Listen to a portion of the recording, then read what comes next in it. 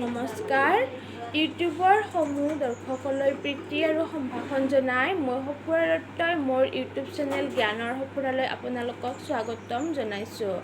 আজি দেওবাৰ, সেয়েহে মই কণ ছাত্ৰ ছাত্ৰীসকলৰ আগত এটি সাধুকথা দাঙি ধৰিম। সাধুকথাটো মোৰ মায়ে মোক যুগুত কৰি দিছে, এই চেগতে মই মালৈ ধন্যবাদৰ শৰাই আগবঢ়াইছোঁ। সাধুটোৰ নাম হৈছে বুধিয়ক শিয়াল আৰু মূৰ্খ বাঘ। আহাচোন কণ ছাত্ৰ ছাত্ৰীসকল, আমি সাধুটো আৰম্ভ কৰোঁ। এখন হাবিত এটা বাঘ আছিল আৰু এটা শিয়ালৰ পৰিয়াল আছিল। শিয়ালৰ পোৱালি 4-5টা মান আছিল আৰু শিয়াল আছিল আৰু শিয়ালী আছিল আৰু এটা বান্দৰো আছিল। তাৰপাছত কি হয়, শিয়ালৰ পোৱালীকেইটাই সদায় চিঞৰি চিঞৰি কান্দি থাকে। বাঘটোৱে টোপনি মাৰিব নোৱাৰে, বাঘৰ টোপনিত ব্যাঘাত জন্মে।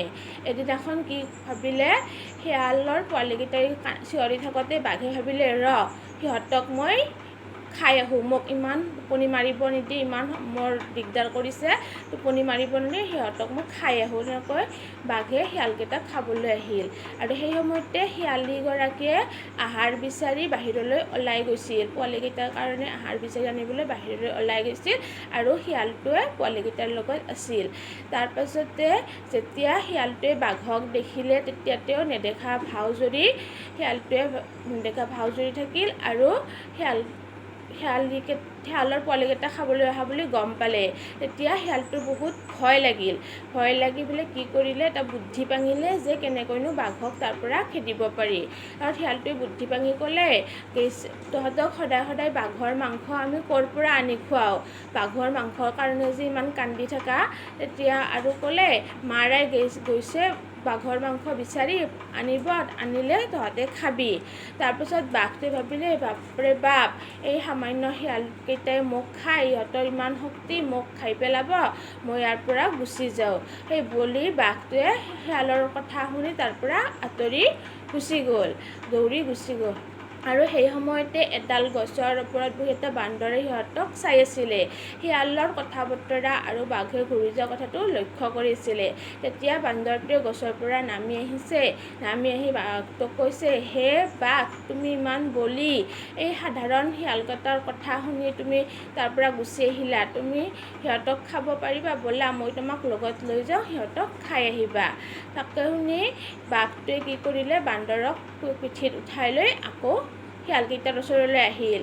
সেইবাৰো শিয়ালটোৱে দেখা পাই পেলাই তেওঁ কি কৰে কি নকৰে সেইটো ভাবি চিন্তাত পৰিল। তাৰপাছত বুদ্ধি এটা পাঙি ক'লে, বান্দৰ মামাই গৈছে তহঁতৰ কাৰণে বাঘ এটা ধৰি আনিবলৈ, সেই কথাটো ক'লে।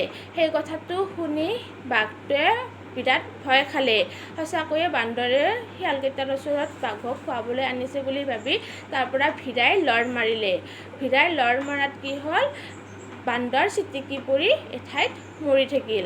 তাৰপাছত শিয়ালটোৱে বান্দৰৰ ওচৰলৈ আহি ক'লে, হেই বান্দৰ, তই মোৰ ল'ৰা ছোৱালী পোৱালীকেইটাক খাবলৈ বাঘক লৈ আহিছিল, এতিয়া তোৰ কি দশা হ'ল, নিজেই মৰি থাকিলি। তাৰপাছত শিয়ালী অহাত সকলো কথা শিয়ালটোৱে বিৱৰি ক'লে। তাৰপাছত সিহঁতে আৰু বাঘক ভয় নকৰা হ'ল, বাঘ তালৈ নহা হ'ল আৰু সিহঁতে সুখে সংসাৰে দিনবোৰ পাৰ কৰিবলৈ ধৰিলে। আৰু সাধুটো এইখিনিয়ে। কণ ছাত্ৰ ছাত্ৰীসকল, তোমালোকে সাধুটো মনোযোগেৰে শুনিবা আৰু মনত ৰাখিবা। আৰু সাধুটোৰ পৰা নীতি শিক্ষা কি পাওঁ আমি, আনক হিংসা কৰিলে নিজেহে বিপদত পৰে।